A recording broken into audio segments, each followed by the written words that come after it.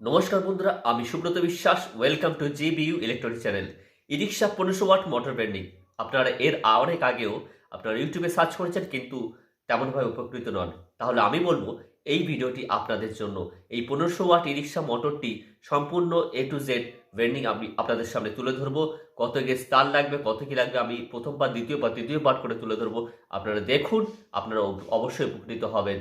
আর বন্ধুরা, আমি বেশি কথা না বাড়িয়ে আমি মূল বিষয়ে এসে আপনাদেরকে দেখো। বন্ধুরা, আমি আপনাদেরকে দেখিয়েছিলাম যে প্রথম পার্টে যে কিভাবে এখান থেকে আমরা ফার্স্ট টার্মিনাল দিয়ে মানে দুটো দুটো করে চারটে আমরা এখানে বেন্ডিং করলো। এটা হচ্ছে 1500 ওয়াট মোটর। তাহলে এইবার আমরা সেকেন্ড টার্মিনাল কোত্থেকে ধরবো। সেকেন্ড টার্মিনাল বন্ধুরা আমরা দেখবো কোথা থেকে, যেখানে আমাদের শেষ হয়েছিল এই যে এন্ড।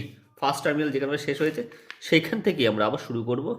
সেখান থেকেই আমরা শুরু করব। তাহলে এটা কি হলো? স্টার্টিং। তাহলে এটা কি হবে? এটা হচ্ছে অ্যান্টি ক্লক হবে। এই গেল এক, এই দুই। আমি মনে করলাম এটা পাঁচটা পাঁচ সংখ্যা দিলাম। ঠিক আছে, আমি দুটো দিয়েছি বলে আপনারা দুটো দেবেন না, পাঁচটাই দেবেন।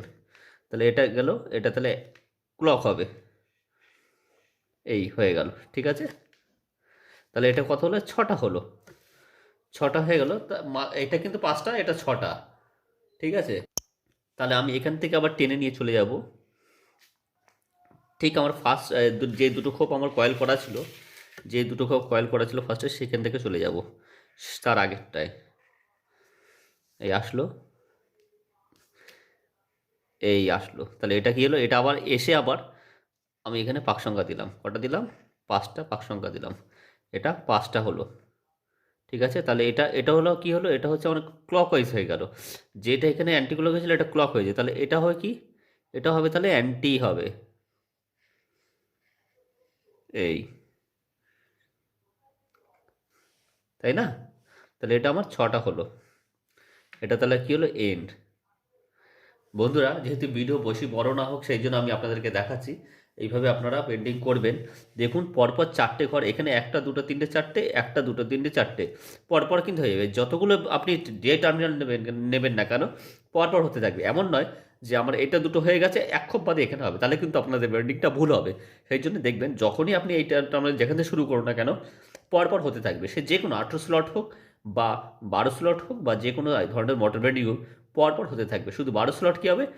একটা স্লট হয়ে গেল, একটা খোপ করে, কিন্তু সেই খোপটা কিন্তু সেকেন্ড টার্মিনাল আবার ভরপুর হয়ে যায়। সেম এটাও, এইটা খোপটা আমার দুটো করে রেডি হলো, কিন্তু সামনেরটা পরের থেকে তিনটে চারটে ভরপুর হয়ে গেল। তাহলে এটা আমি সেকেন্ড টার্মিনাল নিলাম। এটা কত নাম্বার ছিল? এটা 1 নম্বর ছিল। তাহলে এটা আমার 2 নম্বর হলো। তাহলে 2 নম্বর দেখুন এখানে পুরো ভরপুর হয়ে গেল। ঠিক আছে, এখানেও ভরপুর হয়ে গেল। এবার আমি তৃতীয় পার্টটা আপনাকে দেখাচ্ছি। বন্ধুরা, যদি ভিডিওটা ভালো লাগে অবশ্যই আপনারা লাইক সাবস্ক্রাইব করবেন। ধন্যবাদ বন্ধুরা।